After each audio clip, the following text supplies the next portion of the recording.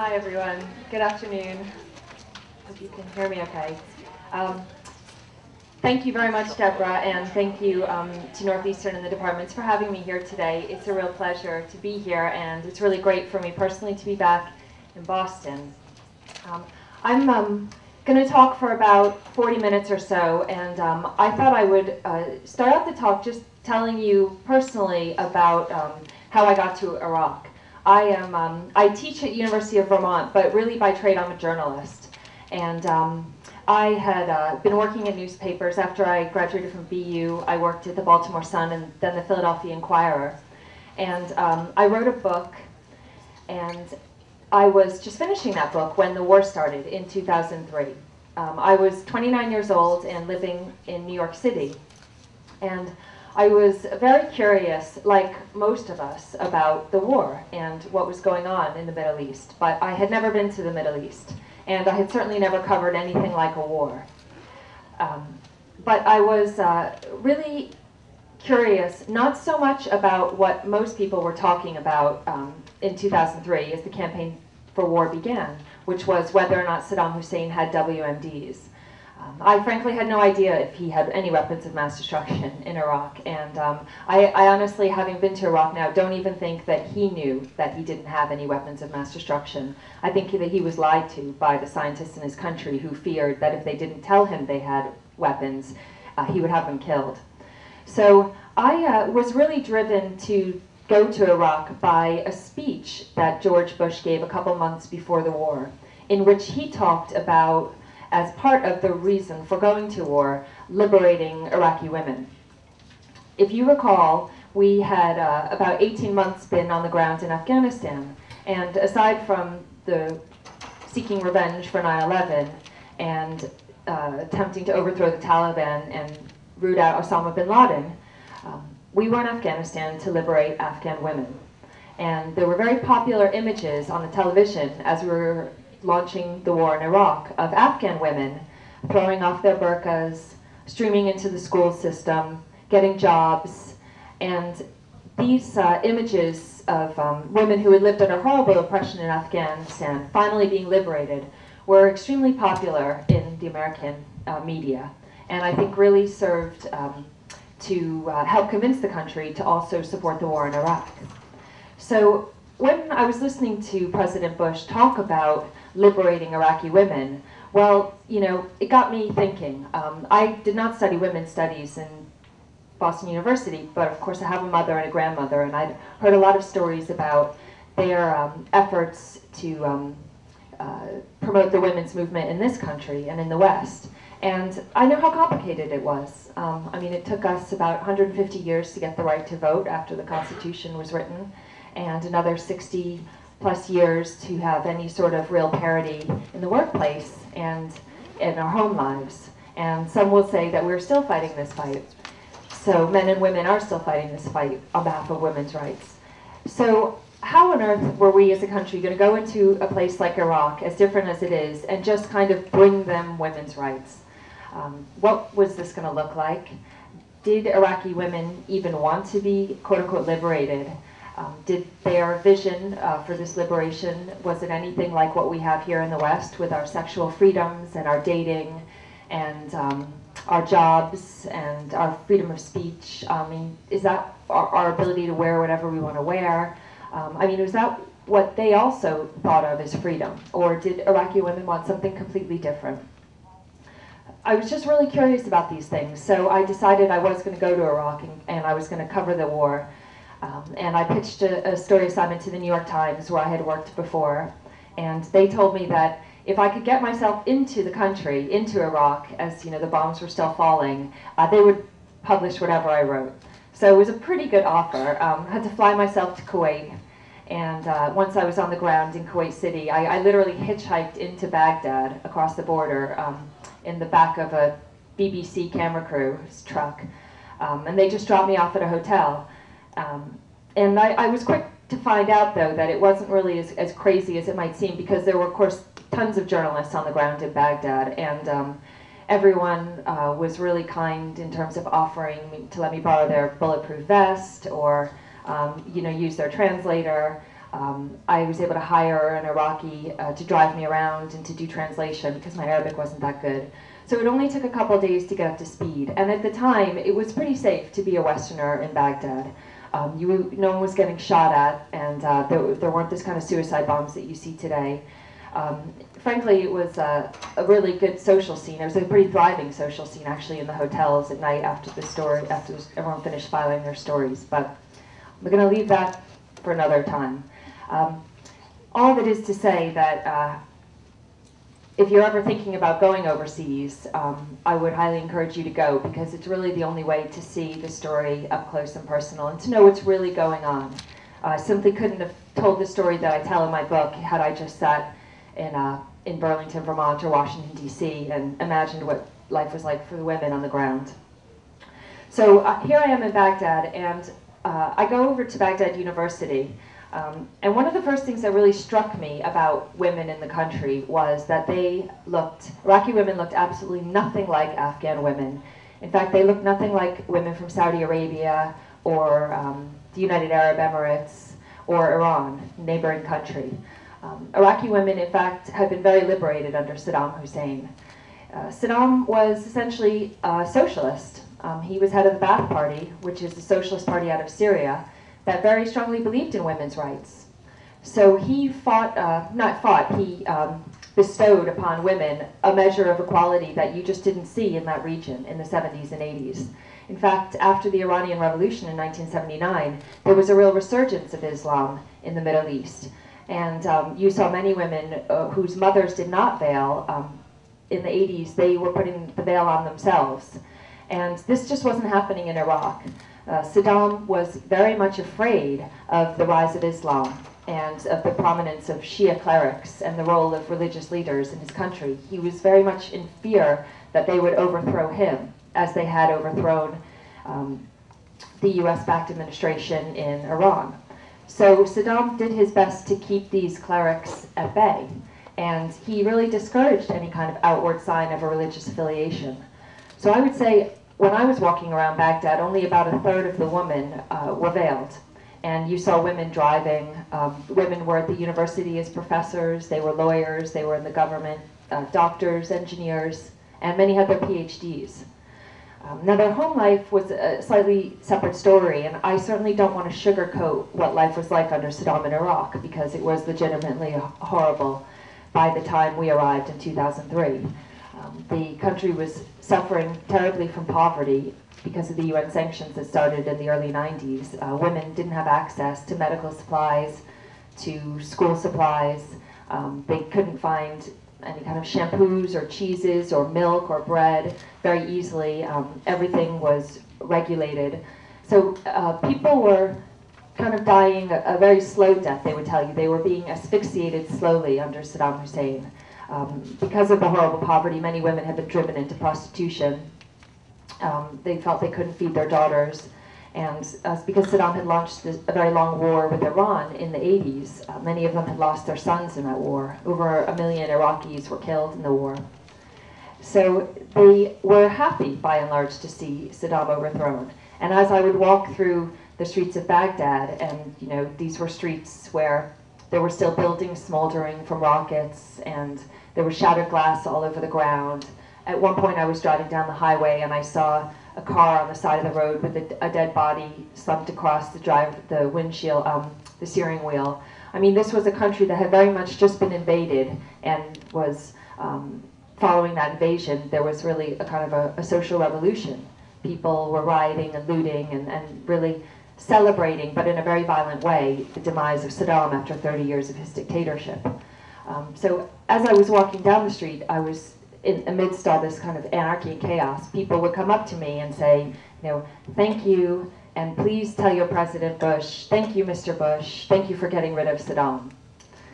So I had to tell them I didn't have a personal line to Bush and myself, but I would try and pass that on to him.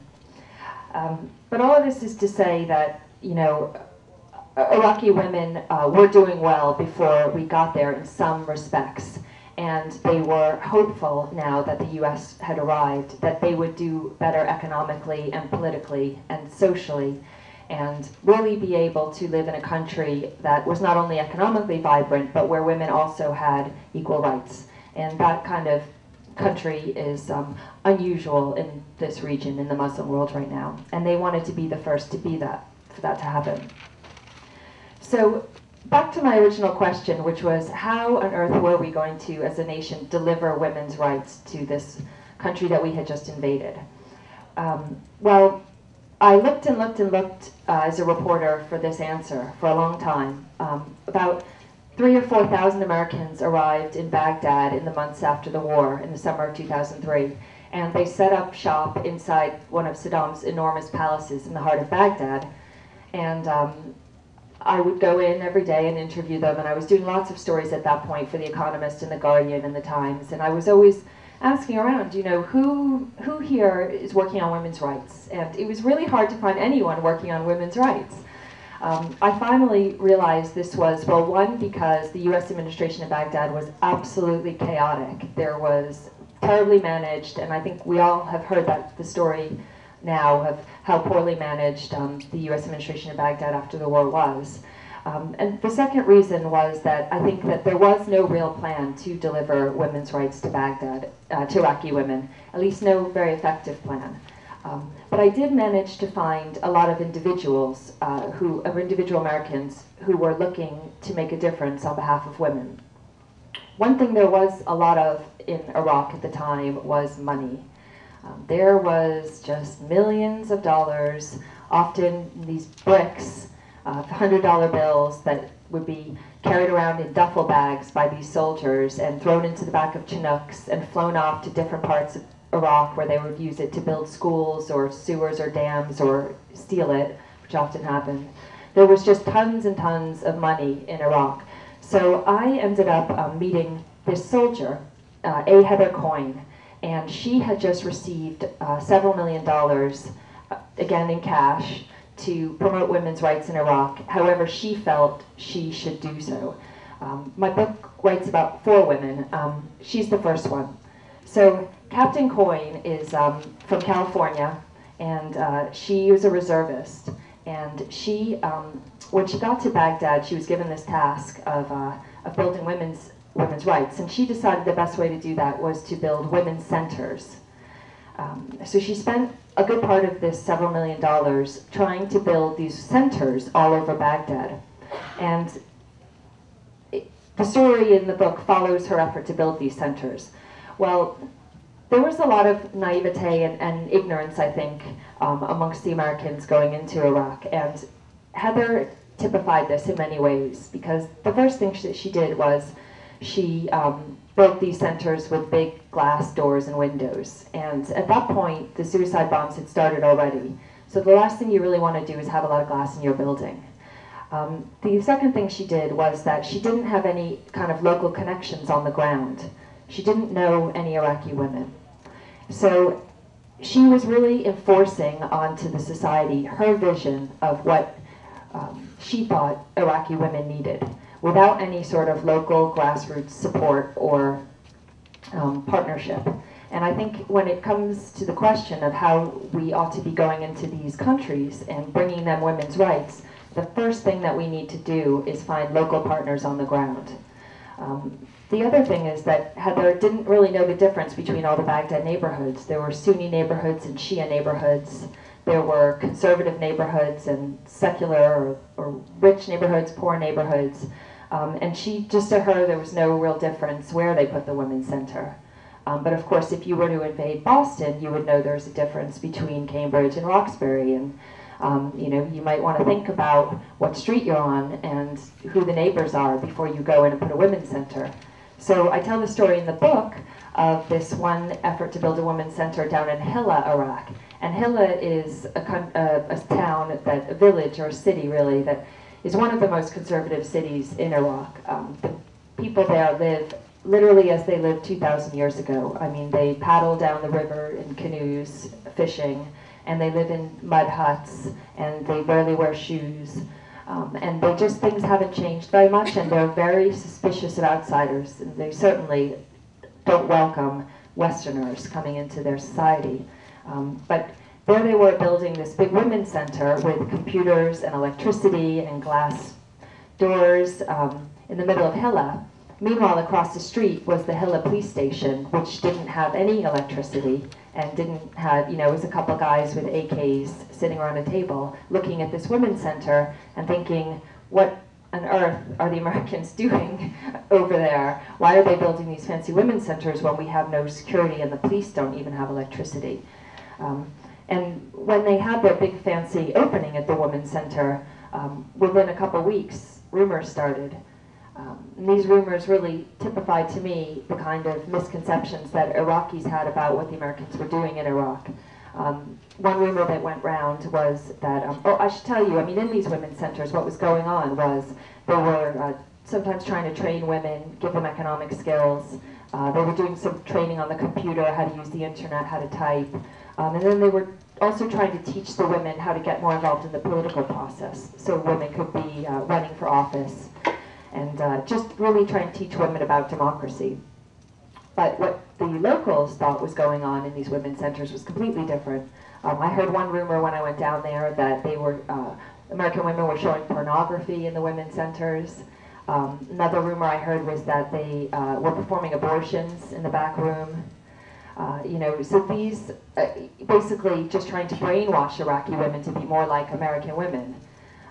And so, you know, there was just no way that the Iraqi city of Hilla was going to accept these women's centers. And what happens is that the center is bombed very quickly. You know, it was open for a very short time when someone put a bomb in front of it and blew up the building.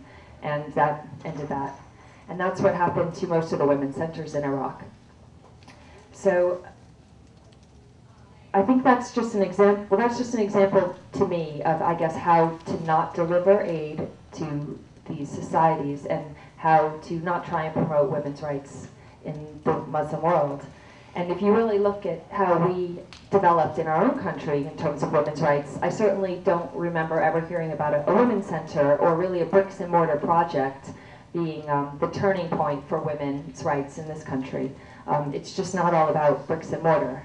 But of course, bricks and mortar is something that from the administrative point of view, you can quantify, you can point at, you can have a red ribbon cutting and say that we did something, we built a building, when really the things that make the most difference to women in these countries are more like programs that help them develop economically and you know, more kind of contact exposure to the West. And I'm going to talk a little bit more about that in a second. The heart of the book, and really what I want to get to in this talk, tell you more about, is the story of the two young Iraqi sisters who I follow throughout the course of the war. It was really important to me as a journalist to try and tell the story of the war through the eyes of the women, and not just American women like Captain Coyne, but also from the perspective of Iraqi women on the ground who were going to bear the brunt of the war and who were very much on the front lines of this effort to give them women's rights. So I was in Saddam's palace one afternoon, and at that point I was doing a story for Elle magazine on Saddam's daughters and what had happened to them. Because as it turns out, Saddam's daughters hated their father. He had married them off in an arranged marriage several years earlier, and then had their husbands both killed for betraying him. So they hated their father, and I was very curious as to what happened to them after the war started. You know, they lived in these big palaces right on the Tigris. I was trying to track them down, and I ran into this young woman named Zia. And Zia is 22 years old, and she had a younger sister named Nunu, who was 19 years old at the time, and both of them had gone over in Baghdad University. Now, Zia was very typical Iraqi young woman in that she was absolutely thrilled at the arrival of the Americans. The first thing that the Iraqis did after Saddam was overthrown, if you can imagine what that might be, so it surprised everyone, but the absolute first thing that they did was buy a satellite television. It was not allowed under Saddam to have satellites. He didn't allow any sort of access to CNN or Al Jazeera or anything that might enable Iraqis to hear any kind of criticism of his regime. So Iraqis had only 3 channels, and it was all just Saddam's parades and his government functions. So following, like literally on the heels of the tanks coming into Baghdad, and sometimes even overtaking the soldiers, were these truckloads of satellites. And Iraqis hooked them up, and the most popular show for women was Oprah. The second most popular show was Friends. And you know, Zia and I, when I asked Zia, well, what do you think about the Americans being here? She wasn't really talking about democracy. She said, oh my God, Oprah, it's amazing, this show, have you seen it? And I thought that was kind of funny at first, but the more I talked with her about it, the more I realized what was going on. And that was that, you know, these images, particularly with something like Friends, these images of American women were so foreign to Iraqis. I mean, if you think about Friends, it's like a group of like 3 women living together by themselves. They have credit cards, they have great outfits, they have jobs. Zia would say to me, like, their father, where's the father? You know, and their brother, I mean, I guess there was Ross, but he wasn't really, you know, lording over them, telling them what to wear, telling them when they had to be home, like Iraqi brothers do. And these women just had such freedom. And this was such a stunning image. This was such a different lifestyle for Iraqi women to be exposed to. They had never seen anything like this. And I think that we often overlook the role of technology when we think about bringing change to the Middle East. Because I honestly think that that show, and every woman I talked to had watched Oprah and Friends. And Oprah, same thing. I mean, in Iraq, Oprah had a lot of women on her show who had been abused or victims of abuse, and they would speak very openly about their problems. And the audience would clap and support them, and there would be some sort of redemption in this process. It would be, the woman would be told, this is not your fault. Well, in Iraq, if you were raped, it is absolutely your fault. And if you come, unfortunate enough to come from a conservative family, then you can be killed for this crime. The idea is that if you have been raped, you have brought dishonor onto the family. Somehow you invited this, and the only way to remove the stain that this woman has placed on the family by being raped or molested or abused is two ways. You can marry her, the family can marry the victim off to whatever, you know, man will be willing to marry a dirtied woman in this way, and it's usually an old man or a cripple or someone who just couldn't find a wife in any other way. But if you can't find anyone to marry her, then you have to kill her. And so I tell the story in the book of this young woman who's raped, and the family argues and argues and argues for days on end, and the whole town gets involved, and the sheikh is there, and they're trying to figure out if there's anyone who will marry this woman and save the family's honor, and when no one will marry her, they have to kill her. And then it becomes a long discussion over which man in the family will do the task of killing her, and it usually falls to the weakest man of the family who has to kind of prove himself. This is an ancient tribal practice. It's not really connected to Islam officially, and it still goes on in Iraq. It's not very common, but it goes on, and it goes on in other neighboring Muslim countries. So the idea that a woman would not only not be killed for being a victim of rape, but would be up on stage publicly announcing this and receiving the support of the audience, I mean, those are very liberating images and experiences for Iraqi women to see. And I think it was the first sign, the first and most powerful way in which women began to change their understanding of their role in society and what was possible for them. So Zia would tell me a lot about this. And Zia she was happy that the Americans were there because they had this Western television, and she was also really excited that the West was there because there were all these really, according to her, great-looking young American men, soldiers around. And Zia ends up going to work for a U.S., for the Americans inside the palace, where she, as young women do, falls in love very quickly with an American man. And I tell in the book really the story, their love story, which is, for me, served as a metaphor for what we were doing in Iraq, because it is very dangerous and very complicated for a young Muslim woman to fall in love with an American man who happens to be Christian and who also happens to be part of an invading army, as they saw the Americans in Iraq. So this relationship was fraught with complications, as was the occupation of the country by the Americans. In Iraq, most marriages, about 90% or so, are arranged, and about 2/3 of those arranged marriages happen between cousins. This is again a tribal practice, and it's very unusual to marry outside of your tribe in Iraq. And in most cases, a young man will see a young woman, and he's not allowed to talk to her, but he will, if he decides he's fallen in love with her just from seeing her, then the way the courtship goes is that he will bring his family and his brothers and his employer and his local mullah. He will bring this group of people to the woman's father and will make a wedding proposal, and negotiations will take place.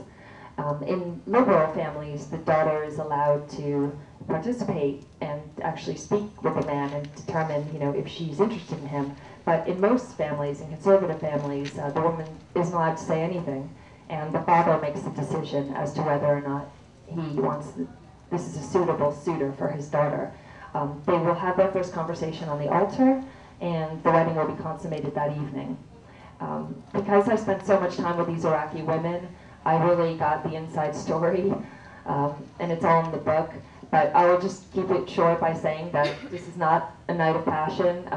It's not very happy on either side of it. It's awkward and often violent, and I just think it's a terrible practice that a lot of Muslim women in particular, and men, kind of hate. And there's a push now to try and allow couples to actually speak to each other before their wedding night. And that's what I think, of course, the older people are very much against this. They think it's breaks with tradition. And they even would say that if you do something like fall in love, that's very dangerous, because marriage is an economic arrangement, it's not an emotional one. And if you let emotions get involved, well, things will get very complicated. But again, I see the way that technology, much more than US foreign policy, is changing this. Because Zia and Nunu both had cell phones for the first time after the US arrived. After satellite television, the next thing everyone got was cell phones. The third thing everyone got was on the internet. And everyone was on Yahoo Instant Messenger, all the young Iraqi men and women IMing each other all day long, like forget about watching CNN. They could care less about democracy. I mean, I would walk down the street with Zia and Nunu, and little white piece of paper would get thrown at her. I was like, Zia, what is that? What's going on? And she would say, oh, these are young men, they throw their phone numbers at us, and they want us to call them. And sometimes when we were sitting at home in their bedroom at night, like the phone would ring, and then they would just hang up, and I'd say, who is that? And she'd say, oh, it's young men, they just dial numbers until a woman answers. They could hear their voice.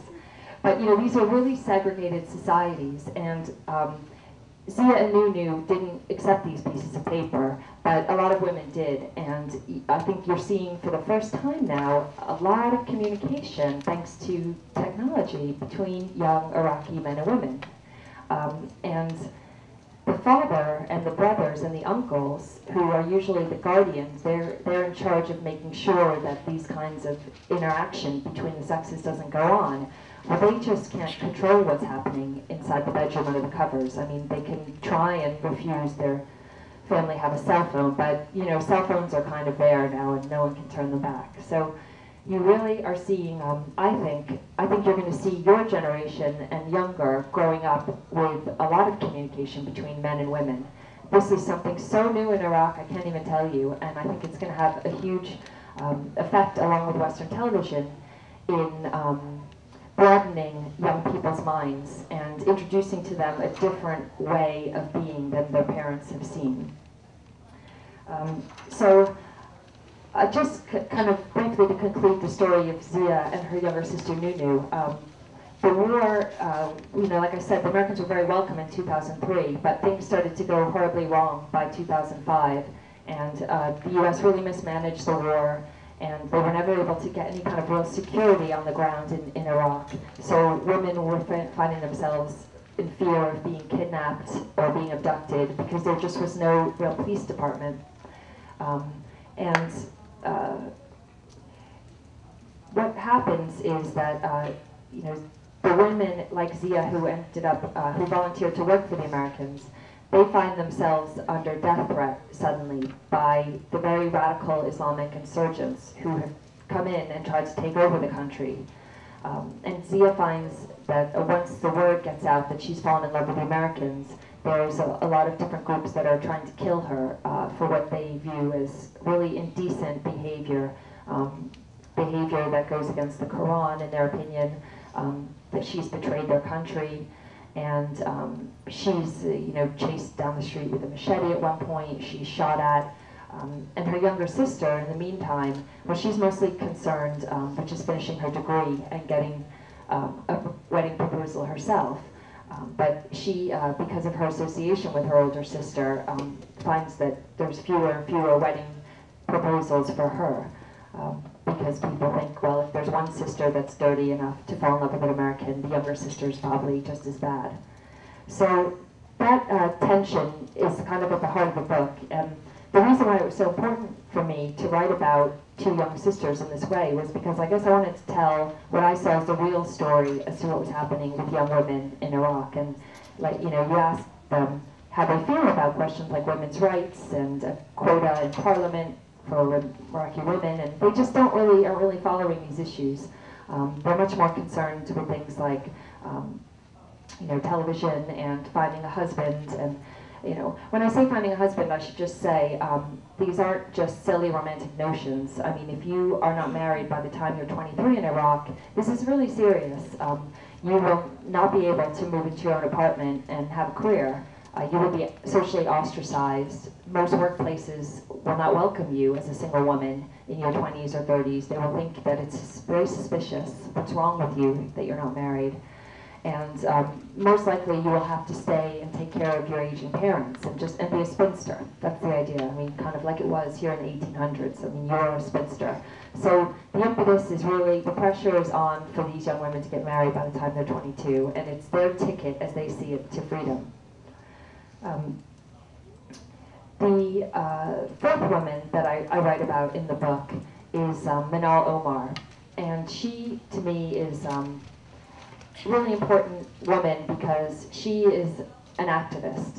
So a lot of times people ask me, well, what can we do in the Middle East? I mean, if we went over there as part of this U.S. invasion of Iraq and tried to liberate women and these centers didn't work, I mean, is there anything that we can do to help these women? There are a lot of atrocities going on against women, sometimes in Iraq, but especially in places like Afghanistan, where you see women whose hands are cut off for wearing nail polish, and women being beaten for showing hair. I mean, there are just really terrible oppression going on of women, and I do feel that we as a country ought to be doing something about that. I think it's probably morally wrong for us to just sit and enjoy our Starbucks and think about ourselves and our small petty concerns when there's so much bigger horrors going on across the world against women, and we can do something about it. So I very much wanted to have that perspective portrayed in the book, and I found a woman who represented that idea in Manal Omar. Manal is about 27 when the war started, and she is a Muslim American. She's from South Carolina, but her parents are Palestinian. And from a very young age, she was absolutely determined to be a full 100% Muslim and yet still be considered American. So when she decides to veil when she's 15 years old and to follow the other basic tenets of Islam, she refused to date, she wouldn't drink alcohol, and yet she also she played basketball, and so she decided she'd go out for her South Carolina high school basketball team, even though she was dribbling up and down the court in like a hijab and an abaya. But that was how Manal was. She speaks in street slang, she listens to hip-hop on her iPod underneath her veil. I mean, it very much is these intertwining of these two worlds, and she's comfortable with that. She would say to me that even when she went into places like the State Department to have meetings with Americans over promoting women's rights in Iraq, everyone would talk to her or talk at her as though she was like from Iraq and didn't speak any English, and they would kind of point and say, well, we need to have women like her. And she'd be like, yo, I'm from South Carolina. So it always really surprised people that she was like this. But I thought that it was really ballsy of her to never be ashamed of who she was and her identity. And she goes into Iraq on behalf of a small women's rights organization called Women for Women International, which is based out of Washington, D.C. And her job is to build capacity among local women's rights organizations. So what does that mean? Manal, first of all, she speaks Arabic. She has read the Quran. She dresses like the women that she's there to help. And she would go from city to city, meeting with all of the Iraqi women's rights leaders, who in many cases had no money, no funding. They just were locals who really wanted and believed in making a difference on behalf of Iraqi women. And she listened to what it was that they wanted. And that is something that I think Americans didn't do enough of in Iraq, which was listen to what the Iraqis wanted. And Manal was integral in helping a group of Iraqi women get the funding that they needed to push for a quota of women in government. And so they eventually won this quota, and Iraq now has a 25% mandatory representation of women in their parliament. Now this is twice what we have here in the US. I think our Congress has about 13% women in it, and same with the parliament in the UK. So Iraq has twice as many women in their government as we have here. And that's large part thanks to women like Manal, who were getting a lot of funding from US State Department and the Pentagon to support these women's rights organizations and to let them push forward the movement. And in many cases, they pushed their case for women's rights through an Islamic framework. So when they sat down with a bunch of tribal elders with their rags wrapped around them and their bare feet and their 3 wives and their however many children, the first thing Manal would say is, well, first of all, like I said, Manal's veiled and she speaks Arabic, so she's not suspicious to them. And the first thing she would say is, I can double the income of your family. Well, how can you do that? I can train your wife to sell the vegetables that you grow in your backyard. Or I can train your wife to sew rugs. Or I can train your wife in small business and she can get a microfinance loan from the US State Department or from the United Nations. And boy, does that get their attention. Suddenly the patriarchy doesn't seem, as beguiling as it had before. And I should say that in not all cases was Manal making an argument for women's rights to men. In many times, the men were very much supportive of their daughters getting an education, and it was the mother, or often the grandmother, who was the worst person to deal with. Grandmothers can be pretty rigid in their outlook, and they often didn't want their daughters to be educated or to have anything but an arranged marriage because that wasn't what they had. So, Manal would take a Quran with her, and she would go through the Quran, and she would say, look at the example of Prophet Muhammad. His wife was a wealthy businesswoman, and another one of his wives led an army in battle. And these were not weak women. These were not women who sat around having children all the time, and that's it. And if Prophet Muhammad could have a wife like this, why couldn't you have a wife who also has a business? Or they would say, you find me in the Quran where it says anything about a woman having to be completely fully veiled without her fingertips showing. There's nothing in the Quran about that. And there's no hadiths either. So, this was an extremely effective argument that I think only someone who was very familiar with Islam and women's rights could make in these kinds of places and could be heard. And I think as a nation, if we go forward and we intend to continue to promote women's rights in these countries, which if you listen to the State of the Union last night, clearly we are going to continue economically developing these countries, and that's a good thing. I think we would be very smart to use the many Arabic speakers in this country and to support local efforts and local grassroots organizations in these countries and let them lead the way forward, and for us to take a back seat and to really listen to how they think that maybe women's rights best ought to look, rather than trying to impose our own vision on the country. So I don't want to talk for too long because I'm interested in taking a couple questions. So I think I'll just close with that. Thank you all very much for coming. And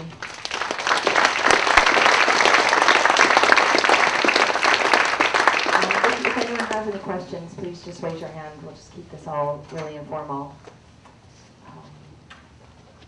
I know you're all here under duress, so yes. Were you at any point scared while you were in Iraq? Was I ever scared in Iraq? I was definitely scared driving in from Kuwait because I had never been there before, and you know, the driver drove like a maniac. But once I got there, I wasn't scared for the first year because, like I said, the Iraqis were very welcoming.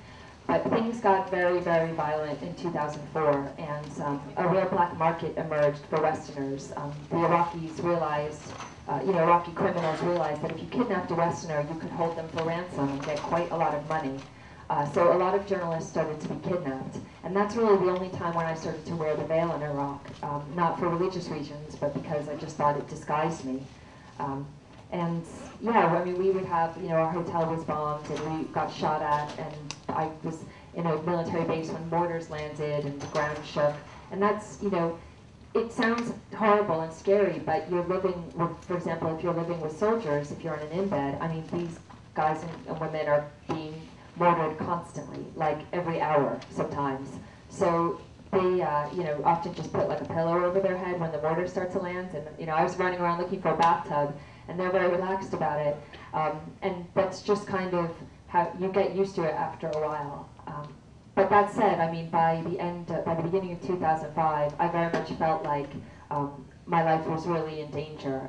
You saw a lot of journalists stop leaving the hotel. There were rumors that there were insurgents outside the hotel trying to kidnap journalists. And it's one thing to get kidnapped and held for ransom. It's another thing when, you get traded up the kidnapping ladder and you end up with Al-Qaeda, and they make a video of you, chopping your head off, which happened, for example, to Nick Berg and to a couple other different Westerners. That kind of thing is definitely scary. And so that's when I decided to leave. After about two and a half years in Iraq, I decided to leave, and thankfully I was able to.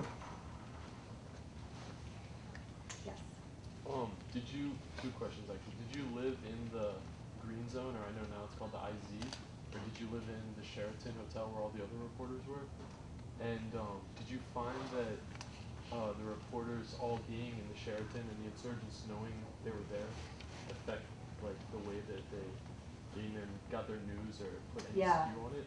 I'll answer both those questions together. I never lived in the Green Zone or the International Zone. At first I lived in a house in a Baghdad neighborhood, and I lived with about 4 or 5 other journalists. It was very kind of real world.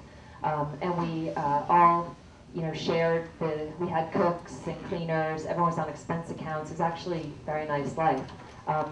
And so, we were a little bit closer to the story by the fact that we were in the house, and not in a hotel, but we weren't that much closer to it. We were still secluded, and we obviously had a lot of wealth compared to most Iraqis. Our house received a death threat in the mailbox. We're going to, put a rocket through your window. And all the houses were getting this at this time in 2004. I don't know if it was serious or not. I mean, literally, it's going to sound funny, but it could have been from a real estate agent who just wanted to turn the house over. Like, people were getting death threats, and some were very frivolous, some were very serious. So, just to get to the second part of your question, I moved to a hotel, and yes, I do very much think that the coverage is affected by groupthink. All the journalists together every night talking about the same stories, the same way you think about it. We were often accused of being anti-Bush administration, being liberal, and that's probably true. But I was able to eventually move in to the house of the family that I was writing about, and so I lived with these women for a while, and I was there during Ramadan, and I fasted with them.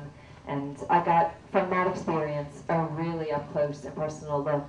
And it shocked me because even in a hotel in Baghdad, I mean, we had electricity around the clock, we had generators.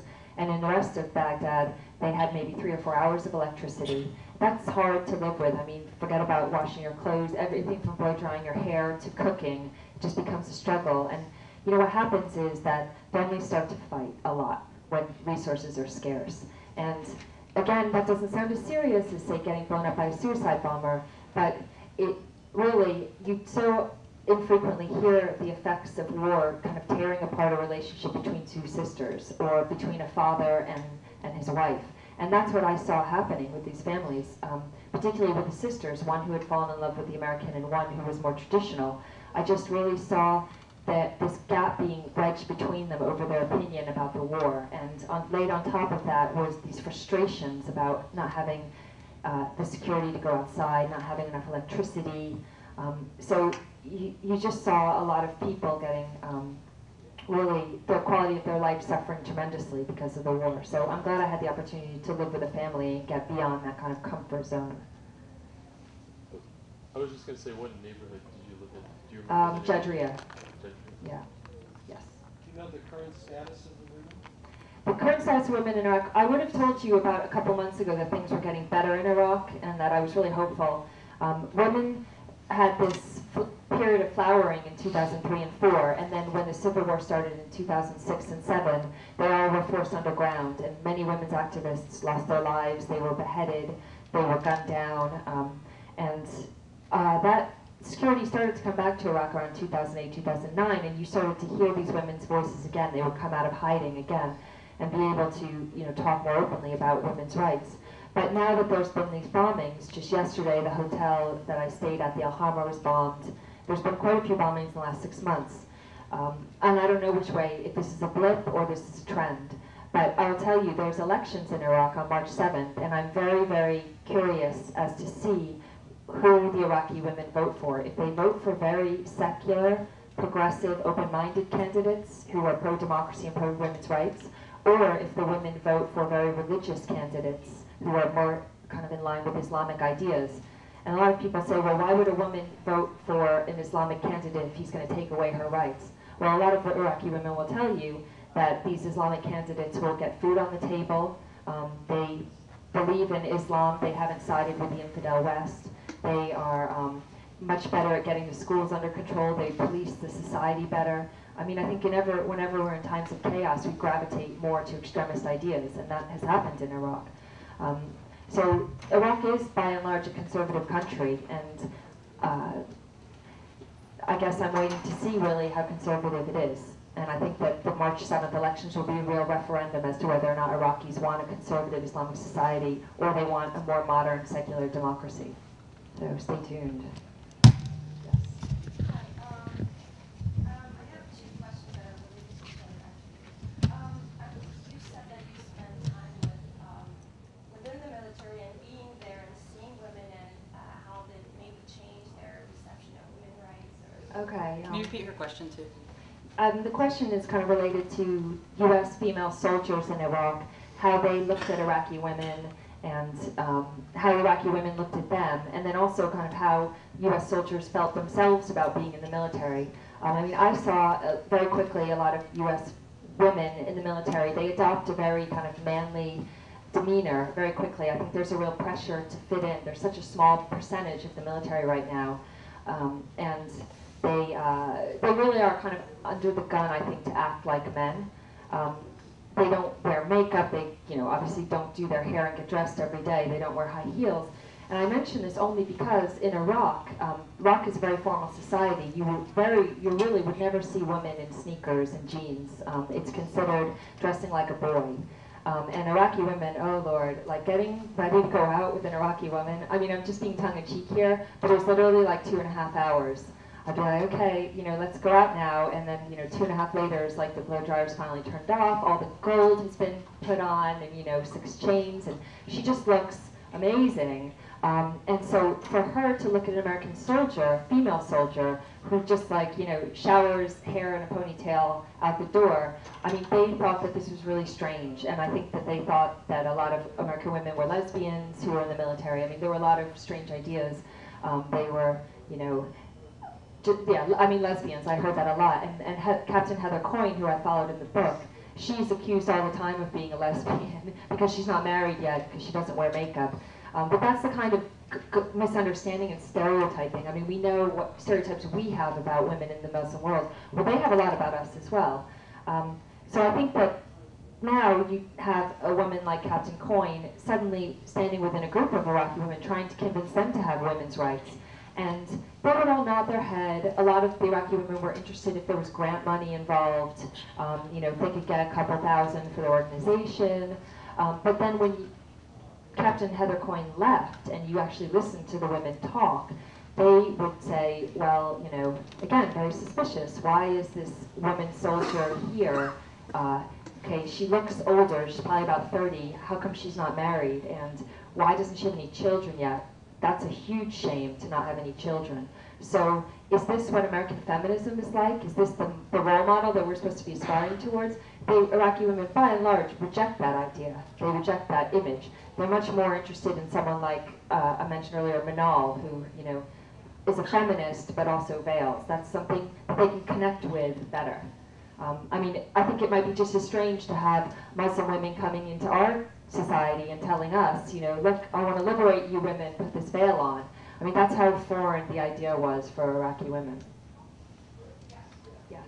You said that the U.S. and in fact that they wasted a lot of money investing in Iraq and not investing properly. And you said Manal, the last girl, I believe, she was doing like the right process. Why do you think the U.S. didn't implement more programs like that? With like. Why didn't we? Yeah. The question is, why didn't we adopt more of a strategy of working with local women's rights organizations like Manal did, as opposed to doing kind of top-heavy programs like Heather? And, you know, I mean, I think that's, the women's centers were something that could be written about in a press release, and you could have a press conference, and you could have Ambassador Bremer come and cut a ribbon in front of a women's center, and it was like something tangible that you could say we did with this $3 million. Whereas building a kind of a grassroots effort or exposing women to a different idea of how they can live, well, you can't really explain that very easy to the US public. It's just not as media friendly an accomplishment. I think that played a role in it. And I just think in general, I mean, you know, we go with what we know, first of all, and if you're in the Pentagon and you have X million dollars to build a bridge in Iraq, are you going to really be able to go into Hilla, Iraq, and find an Iraqi construction company that knows how to build this bridge? Or would it not just be so much easier to go to Halliburton, who's right there in the Pentagon, and they have their plans, and they can tell you exactly how much it costs and how long it will take and timelines, and you know, these are a lot of these people making these decisions are accountants, so they want to know everything bite-sizable and measurable. And you know, then of course there's the political connections between these big companies like Halliburton and the Pentagon that play a huge role in terms of who gets the money. And so that's why I think you see most of the U.S. money going, for worse, to big Western companies instead of to local organizations. Now that said, there's a lot of corruption on the Iraqi side too, and a lot of times, you know, I saw proposals come in, for example, to rebuild a university department in Baghdad, and it was for something like $4 million. Now that, to me, to rebuild a university building, that seems reasonable to me. I don't really know about these things, but $4 million seems enough. But you know, Zia and Nunu and their father, when I told them this story, I mean, they were laughing their head off. They said, oh, you could do that for about $40,000. And they're obviously, the Iraqis are just jacking up the price because they know they can. So there's a lot of corruption on both sides of it. It's complicated. And you know, pouring $1 billion into a country that's just had a revolution, I mean, it's just, you know, it's still going to be a lot of opportunity for a lot of people to build the system. I guess I'll just wrap it up with that, but I'll say that I really appreciate you coming here, and I hope that you've enjoyed some of the stories I've told. And if you want to know more about Zia and Nunu's story and about women's rights in Iraq, then check out the book. It's right outside. I'd be happy to sign any copies. Thank you very much.